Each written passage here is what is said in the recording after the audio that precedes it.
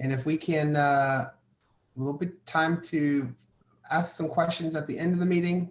And also we'll just leave it going if people who haven't talked in a long time want to chat, because how often do we get this chance to get to see each other? So we'll definitely include some time. This probably will not take the full hour, but I'll just introduce myself to those of you who do not know me. My name is Jack Henry. I've been with the board going on 4 years, and I live in Asheville, and I currently work actually at the city of Asheville, and who doesn't have a robust volunteer program yet, but we're working on it. And it has been my pleasure to be the president this year and to kind of help as we've gone through I'm going to use the word unprecedented year as a board. And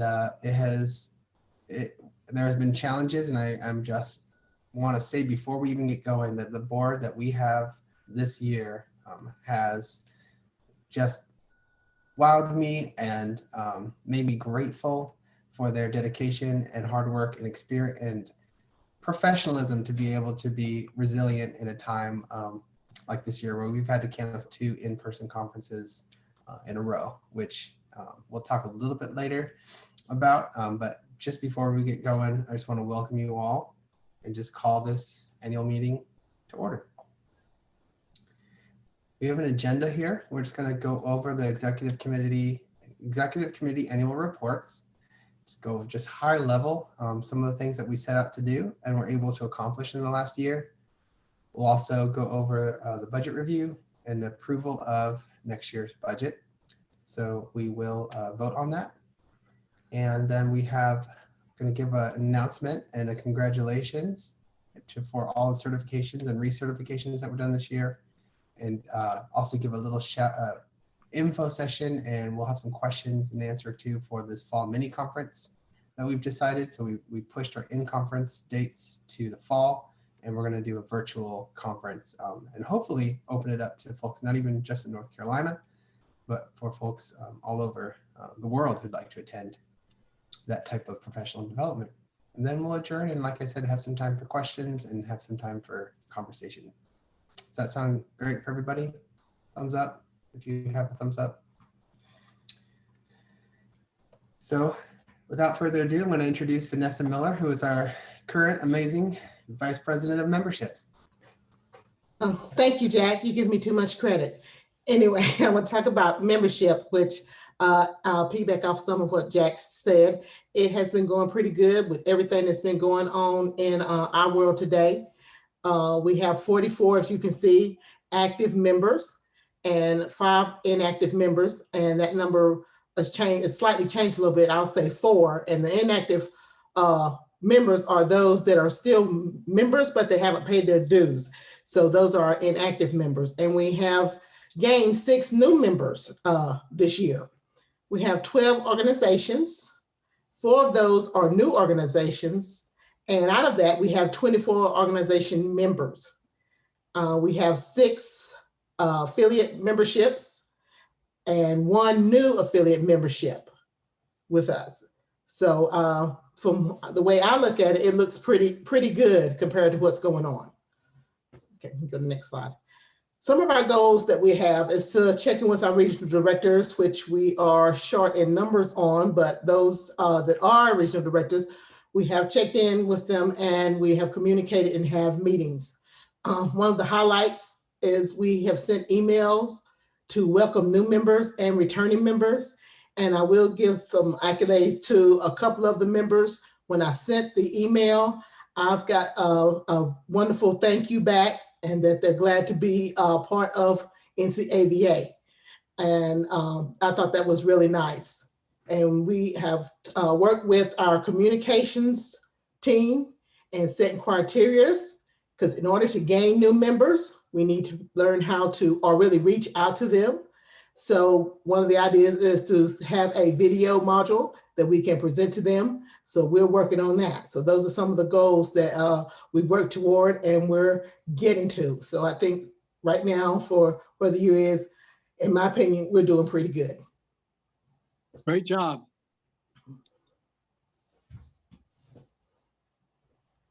And now I'd like to thank you so much, Vanessa. And like you said, our members have stuck with us, and I'm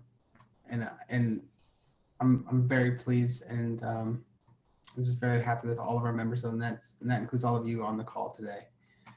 So for the next portion, I'm going to invite Mary Owens, who is our VP of Communications. Yeah, hi everyone. I'm actually excited to be able to see some members in here today, so thank you for joining us.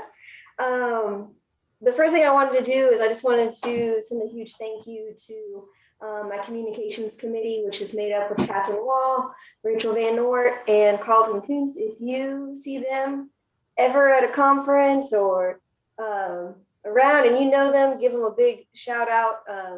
With everything going on through COVID and all of the changes and just trying to get some of my ideas and actually all the board's ideas accomplished. They have worked really hard to keep the website up, get new posts out, do our new fabulous newsletter. So I just want to give them a big old kudos before we talk about some of our accomplishments. It was kind of hard to narrow down what we did, but I'll just kind of talk about some of the big main projects that we've been working on. Something that I wanted to do starting, probably 2 years ago was get a communication survey out and really work with our members to find out what's the best way to communicate. We hadn't done one since I remember being on the board, and times change, members change. So we were able to get a Google Form communication survey out. We've received some good feedback on that, but I'll be making sure to send that out again.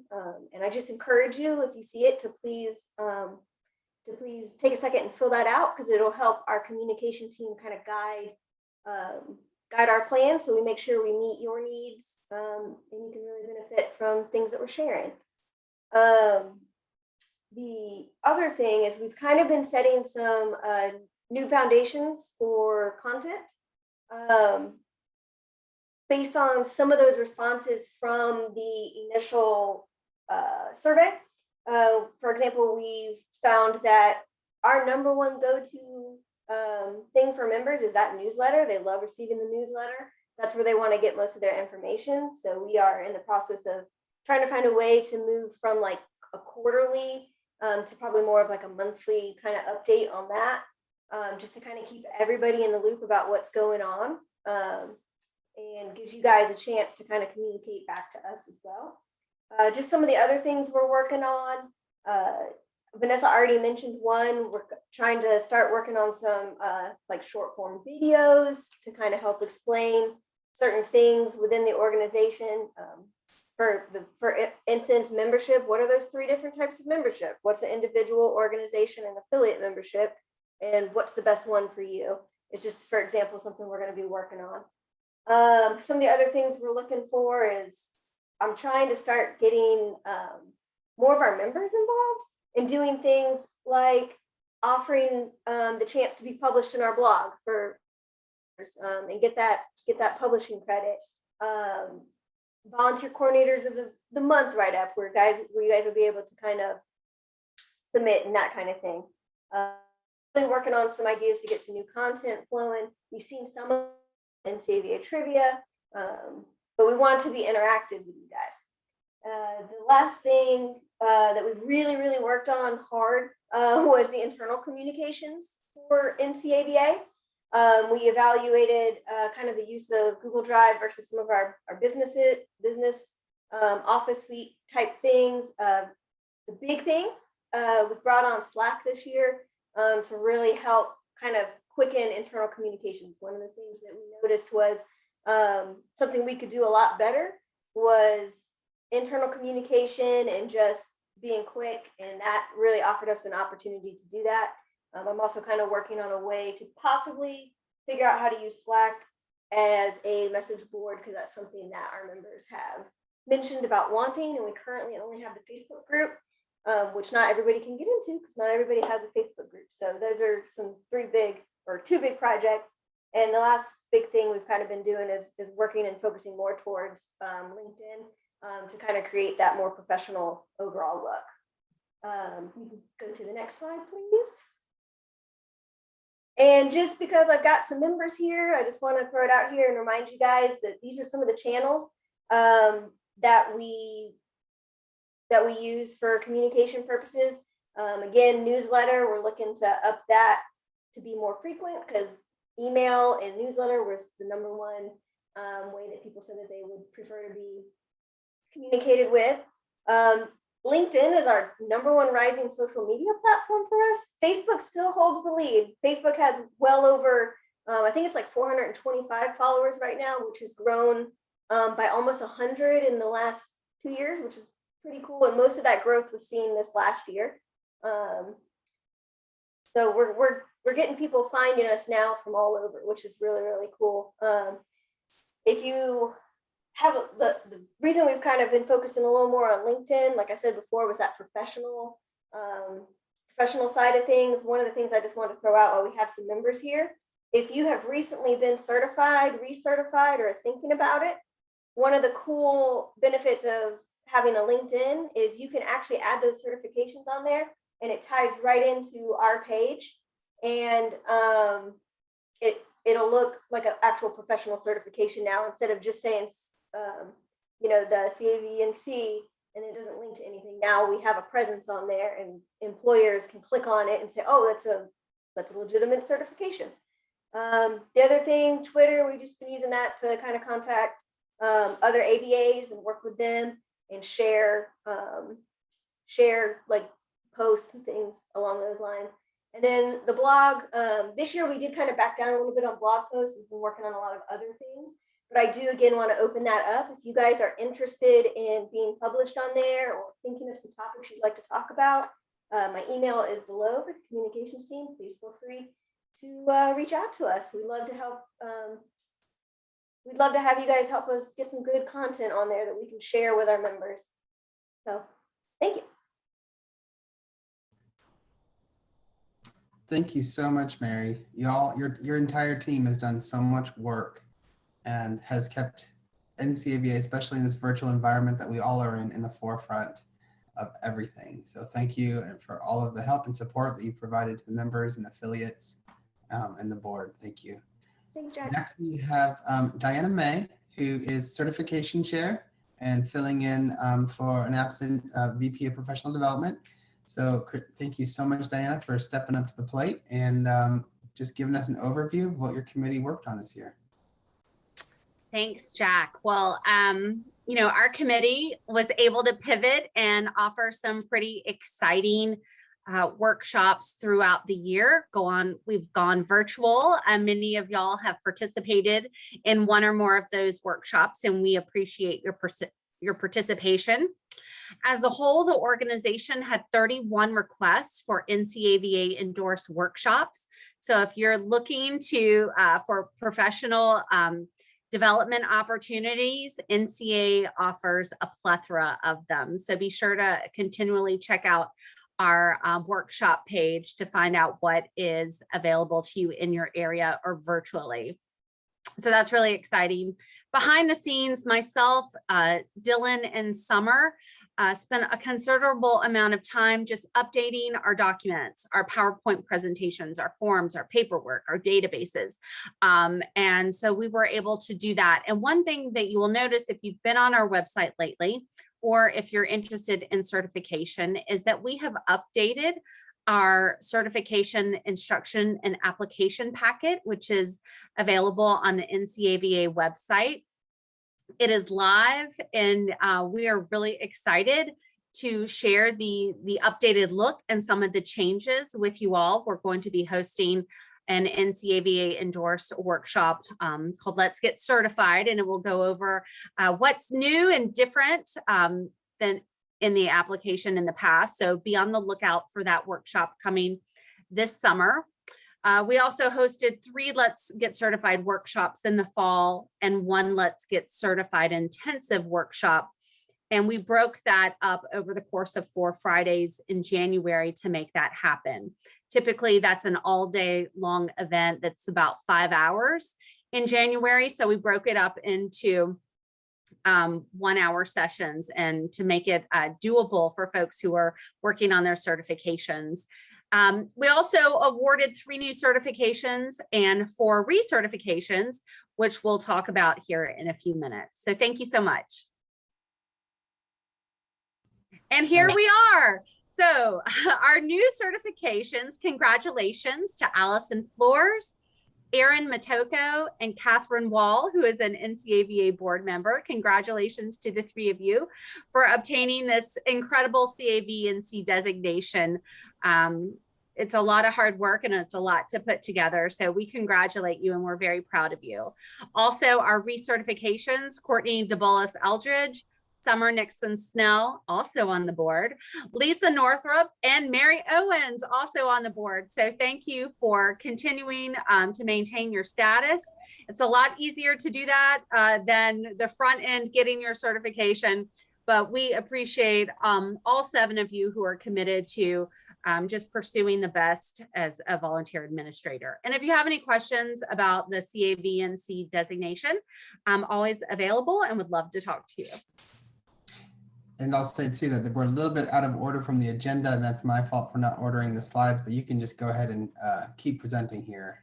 Thank you. So as I mentioned, the CAVNC certification, we have made some changes to the form, so it looks a little differently.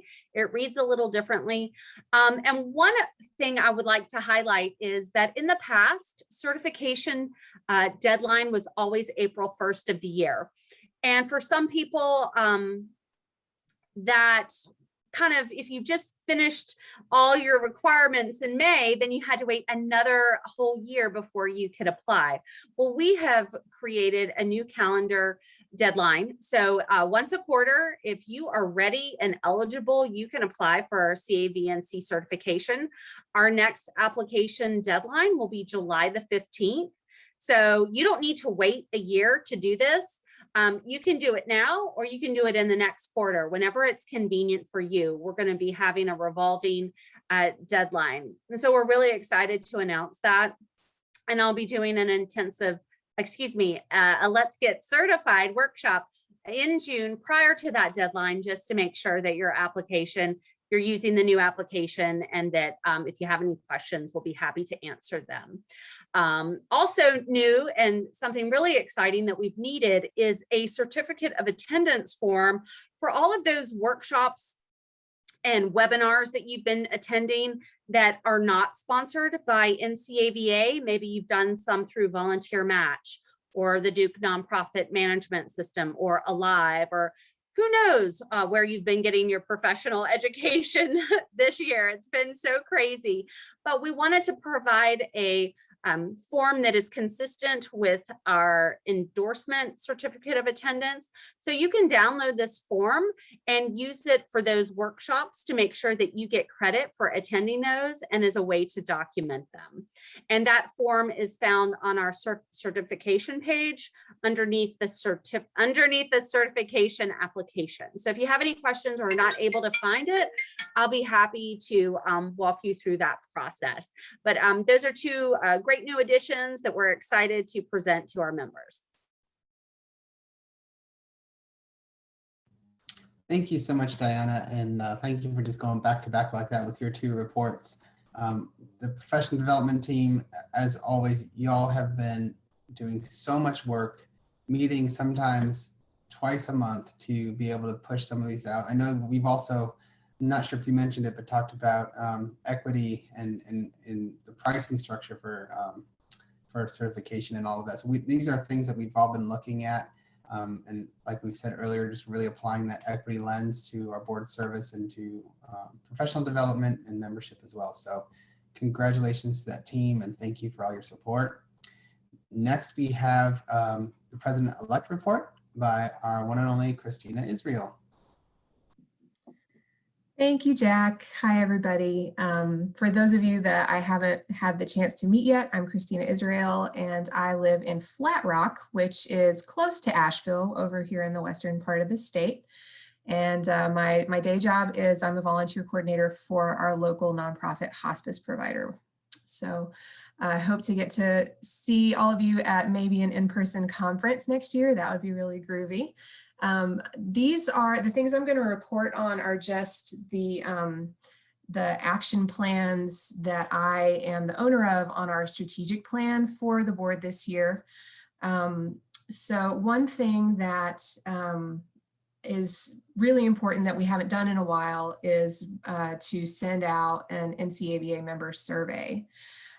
So this is going to go out after today's annual meeting. So whether you are live with us in this meeting or you're watching the recording later, we want you to take the survey, all of you, everybody. And if you are a chairperson for an affiliate, it doesn't matter which chair role, we also would like to receive information, separate information about your affiliate. I haven't timed the survey, but it's brief. I think it will take you less than 10 minutes to complete. So we really appreciate your time and your honest feedback about how we can better support you in your professional development and your career growth. And if you would like to support NCAVA through board service in the coming year, we would love to talk with you about that. So yeah, just be on the lookout for the member survey. And I always think it's really important to report out on surveys. So that's something that we'll also do later on, is to compile the information that you guys send to us and let you know what you said. So the second thing that I had to sort of put on the back burner because of this weird COVID year that we had in 2020 was my work. I really feel strongly about our NCAVA affiliates. I came to NCAVA through, I was encouraged by one of my colleagues who had gotten his certification to pursue my certification, but through that process, I got hooked up with Jack and our Western affiliate, LOSAVA, which was just starting in 2019. And through my involvement with LOSAVA is how I came to the NCAVA board. I think we have strong affiliates throughout the state. I know that some have struggled more than others, but a pattern that I've noticed is that there maybe isn't really easy direct communication between all of our affiliates and the sort of mothership organization of NCAVA. And so my goal is just to understand more about that and to offer as much support and partnership with our affiliates as I can and as we can as the statewide organization. So if you're a member of an affiliate, if you are a chairperson of an affiliate, I would like to invite you to meet up with me via Zoom on Thursday, October 7th from 3 to 4 p.m.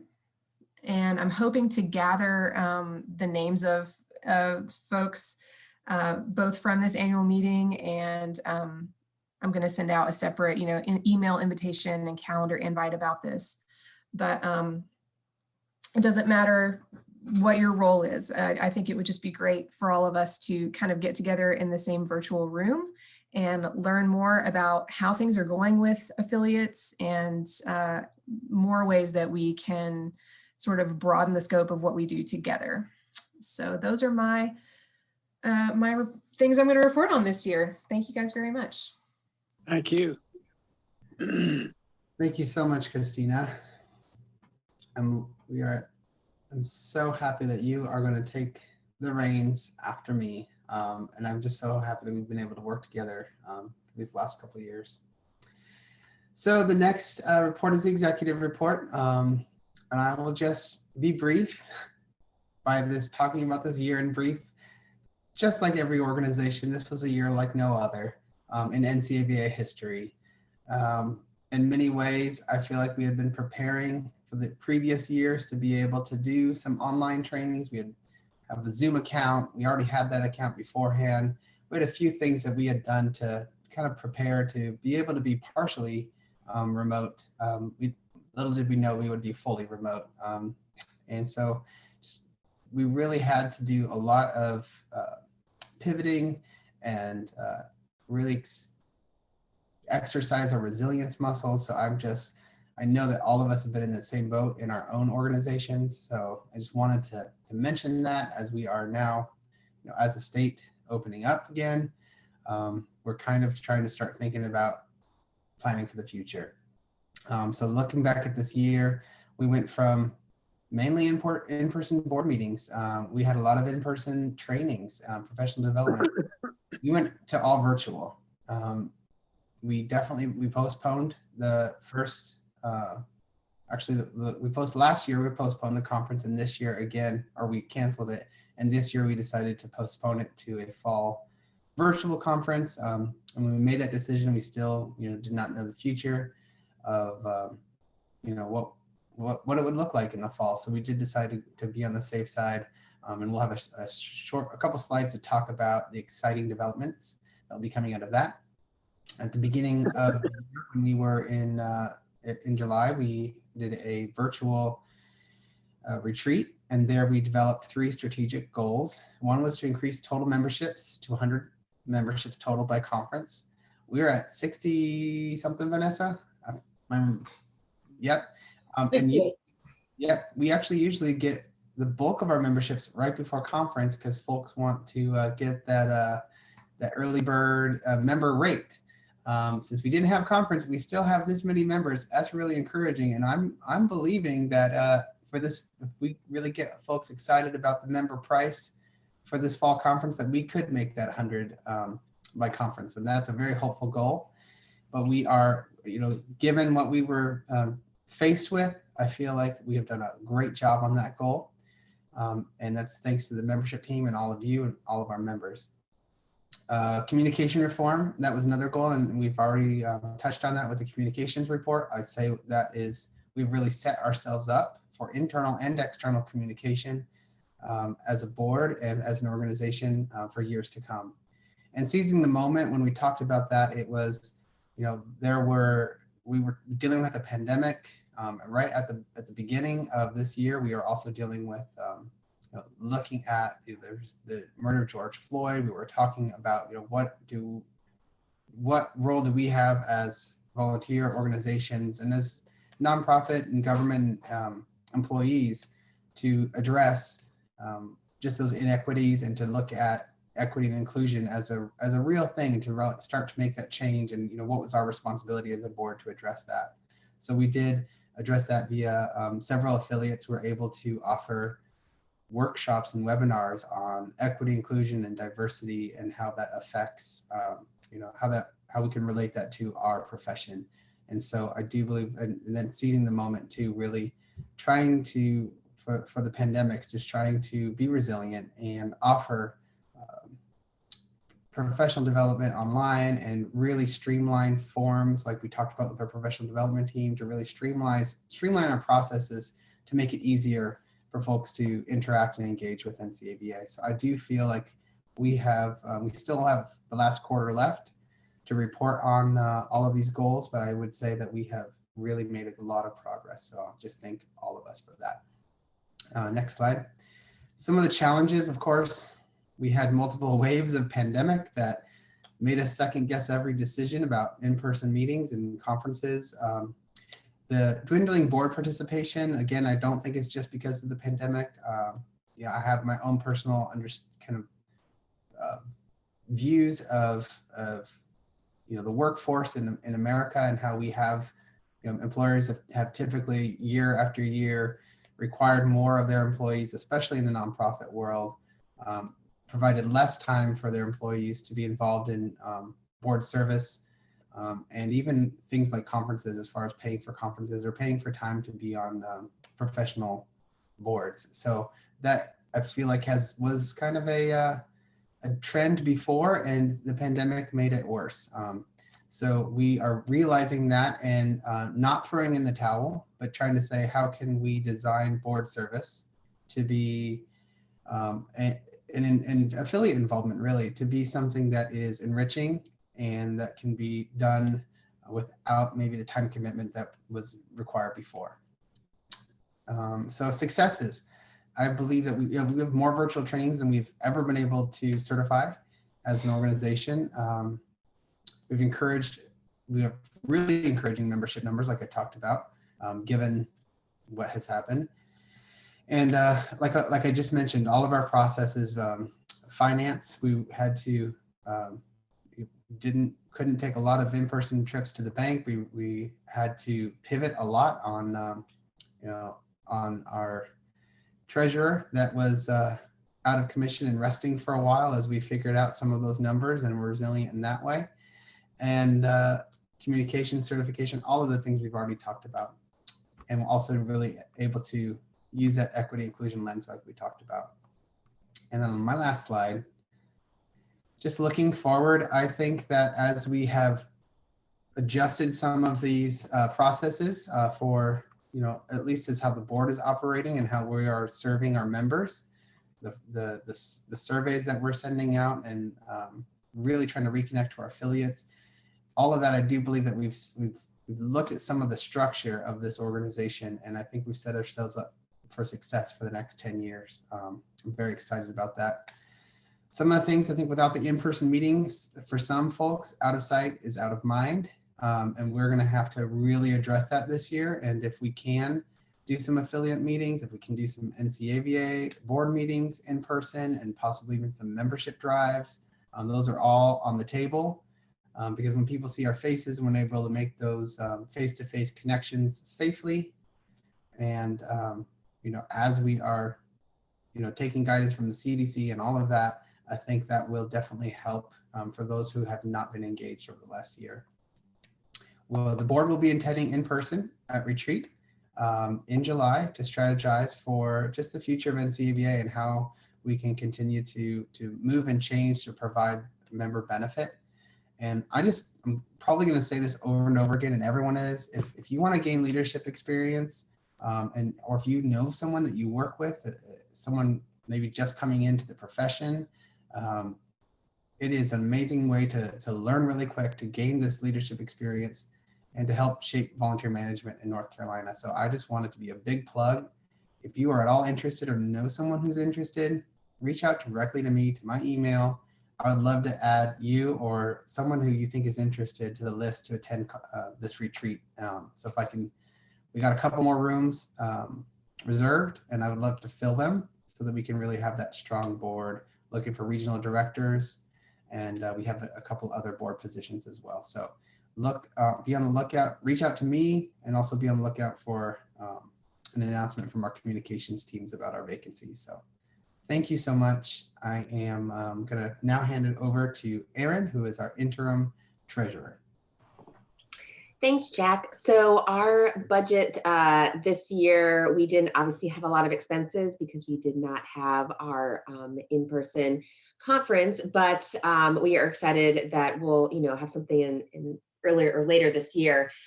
So we also didn't have any in-person board meetings or board retreats. So a lot of the expenses that we normally would have had, we didn't. So, overall, we looked really good. We definitely had limited supplies when it came, like limited supplies, advertising, mileage reimbursement, those lunches. So all of that to say, I feel good where we're sitting. And I also, as Jack mentioned, am the interim treasurer. So stepped in to help while Wiley was out. So I was excited to kind of fill that position. So if we want to click on the budget review, we can just look at this.